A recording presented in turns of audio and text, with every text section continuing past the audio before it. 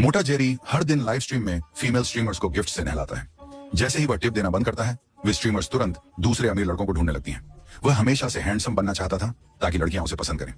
एक दिन online chatting करते समय एक अजनबी ने उसे कई फोन नंबर भेजे, ये कहते हुए कि इस नंबर पर कॉल करने से कभी निराशा नहीं होगी। ये साफ तौर पर एक ऐड था, लेकिन जेरी बहुत परेशान था। उसने इसे आजमाने का फैसला किया। वह अकेले बस से इंडियाना के एक दूर के हॉस्पिटल गया। वहां उसने प्लास्टिक सर्जरी करवाई। ऑपरेशन से पहले डॉक्टर ने उसे बताया कि उसे कोई गर्लफ्रेंड नहीं मिल सकती, खासकर उसके माता पिता के खराब जीन्स की वजह से। बस उसके चेहरे की हड्डियों को एडजस्ट करने से सब कुछ बदल जाएगा। महीने बीत गए। चेहरे की सर्जरी के बाद जेरी एक बार में गया। उसने हिम्मत करके कमरे के उस पार एक सुंदर लड़की से बात की। वह जल्दी से उसके पास आई। दोनों ने खुशी खुशी बातें की। जल्द ही कुछ और लड़कियां उनके साथ आ गईं। जेरी ने बार में उनके साथ गाना गाया और डांस किया। आधी रात तक पार्टी की।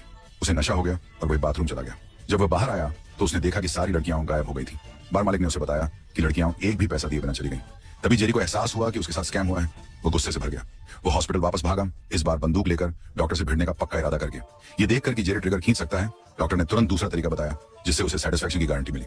अगर वो सेटिस्फाइड नहीं होता तो वो अपने पैसे वापस ले सकता था। जेरी को शक था, लेकिन वो डॉक्टर के पीछे एक होटल तक गया। डॉक्टर ने फोन किया और जेरी को कमरे में अकेले इंतजार करने को कहा।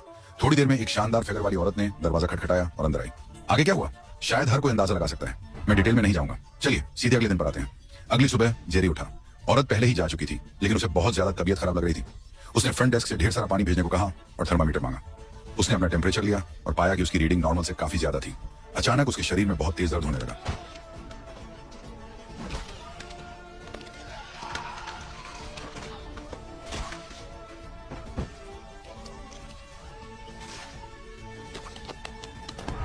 कुछ समय बाद उसका शरीर धीरे धीरे मांस की एक परत में ढक गया, एक कोकून में बदल गया। फिर उसने खुद को आजाद करने के लिए बहुत कोशिश की।